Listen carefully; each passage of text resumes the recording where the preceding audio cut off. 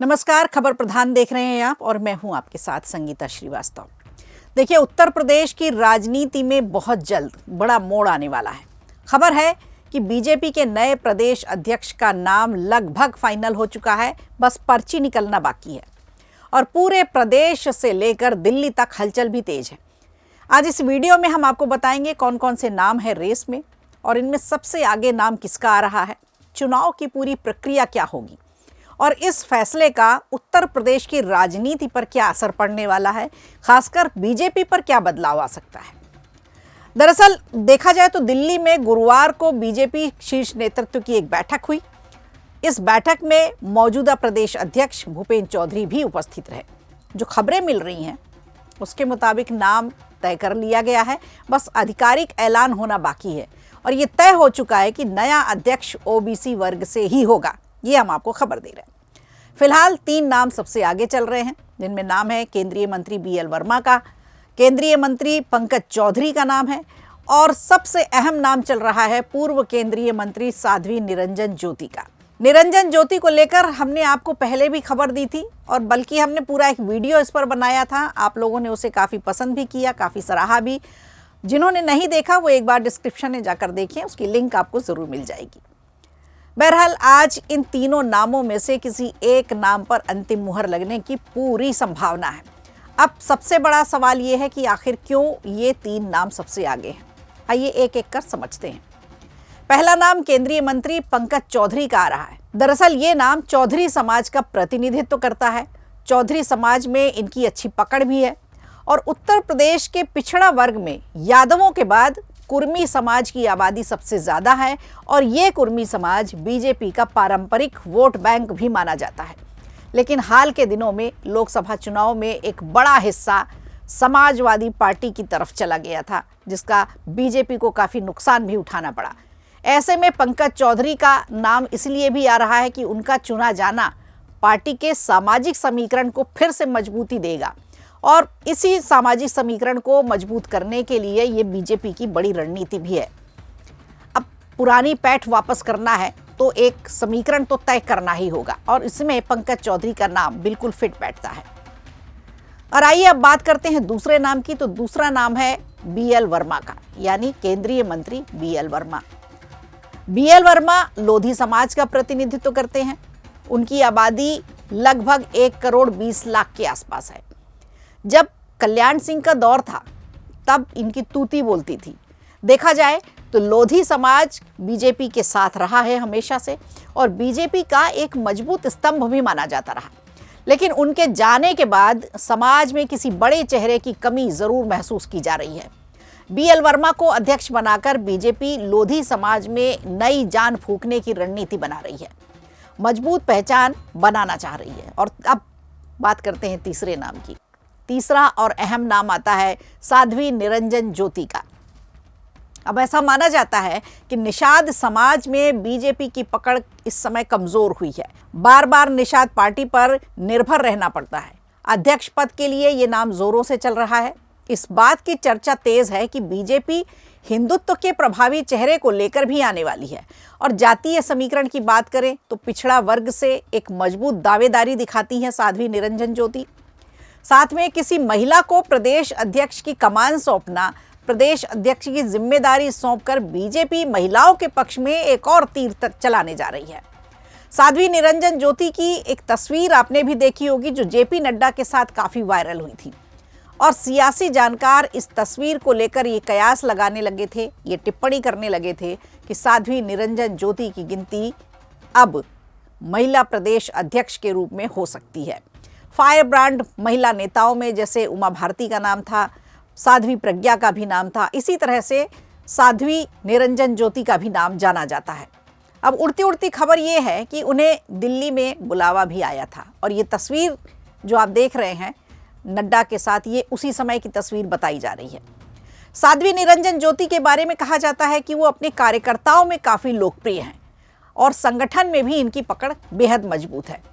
साध्वी निरंजन ज्योति अति पिछड़ा निषाद मल्लाह समाज से आती हैं और साथ में कट्टर हिंदुत्व की छवि के साथ अपनी बात भी बेबाक तरीके से रखती हैं। फतेहपुर से सांसद रह चुकी हैं, साध्वी मोदी सरकार में मंत्री भी रह चुकी हैं, तो इनका सियासी रुतबा पहले से ही है। इसी वजह से इनका नाम भी तेजी से प्रदेश अध्यक्ष के लिए लिया जा रहा है। बिहार चुनाव में भी महिलाओं ने देखा तो आपने बढ़ चढ़कर बीजेपी की तरफ वोट दिया था, बीजेपी के पक्ष में वोट दिया था और उसके जीत भी हासिल हुई। उत्तर प्रदेश में भी महिला प्रदेश अध्यक्ष बनाकर बीजेपी महिलाओं के पक्ष में महिला हितैषी होने का एक बड़ा मैसेज देना चाहती है, एक बड़ा संदेश देना चाहती है। ऐसे में साध्वी निरंजन ज्योति को अध्यक्ष बनाने से 3 बड़े फायदे होंगे। पहला, महिला नेतृत्व को बढ़ावा मिलेगा। दूसरा, पिछड़ा वर्ग मजबूत होगा। और तीसरा, निषाद समाज में बीजेपी की पैठ बनेगी। इसके अलावा वो पहले बिहार चुनाव में सह प्रभारी रह चुकी हैं, तो उनको इस बात का काफ़ी अनुभव है कि चुनाव में उनके किस तरह से क्रियाकलाप होंगे। इस बात पर उनकी अच्छी पकड़ भी है। बाद में विधायक दल की बैठक में सह पर्यवेक्षक भी वो रह चुकी हैं। देखा जाए तो उनकी भूमिका पार्टी में लगातार बढ़ती जा रही है। लेकिन रेस में कुछ और नाम भी हैं, जैसे डिप्टी सीएम केशव प्रसाद मौर्य का भी नाम है, जल शक्ति मंत्री हैं स्वतंत्र देव सिंह, उनका नाम है, मंत्री धर्मपाल सिंह भी का भी नाम आ रहा है, राज्यसभा सदस्य हैं बाबूराम निषाद, इनका भी नाम चल रहा है। और अगर ब्राह्मण चेहरे की बात करें तो कुछ नाम हैं, जैसे डिप्टी सीएम ब्रजेश पाठक, दिनेश शर्मा और पूर्व सांसद रहे हरीश द्विवेदी का भी नाम आ रहा है। लेकिन इनके चुने जाने की संभावना बहुत कम है, क्योंकि पार्टी का फोकस इस बार स्पष्ट रूप से ओबीसी नेतृत्व पर ही है। तो चलिए अब समझते हैं कि चुनाव प्रक्रिया क्या हो सकती है, क्या होती है, किस तरह से चुनाव किया जाता है प्रदेश अध्यक्ष का। तो अब तक जो खबर है उसके मुताबिक केंद्रीय मंत्री पीयूष गोयल शनिवार को लखनऊ जाएंगे। 1 बजे से 2 बजे के बीच बीजेपी मुख्यालय में नामांकन होगा। राष्ट्रीय महामंत्री विनोद तावड़े इसकी निगरानी करेंगे। अगले दिन यानी रविवार को चुनाव की प्रक्रिया पूरी की जाएगी। दोपहर तक प्रदेश को नया प्रदेश अध्यक्ष मिल जाएगा।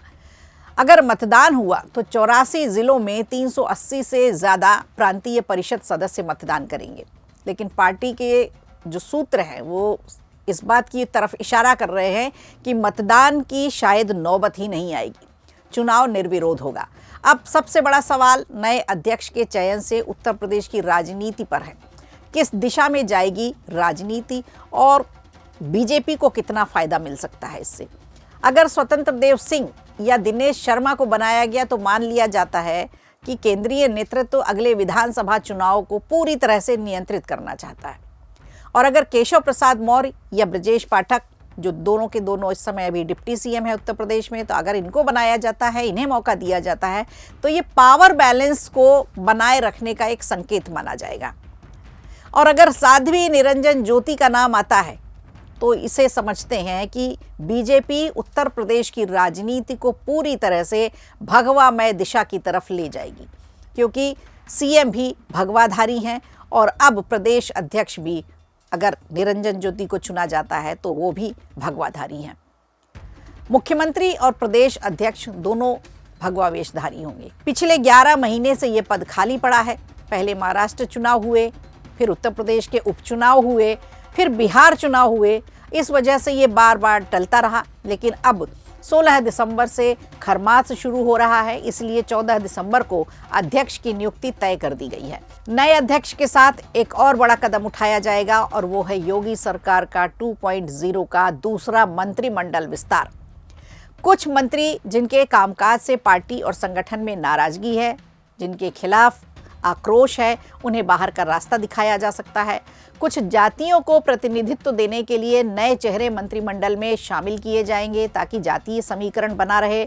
और आपको बता दें, वर्तमान में योगी सरकार में इस समय 54 मंत्री हैं, 60 की अनुमति है, यानी 6 पद अभी भी खाली पड़े हुए हैं और इन 6 पदों पर नए चेहरे शामिल होने की पूरी संभावना जताई जा रही है। मंत्रिमंडल का विस्तार किया जाएगा।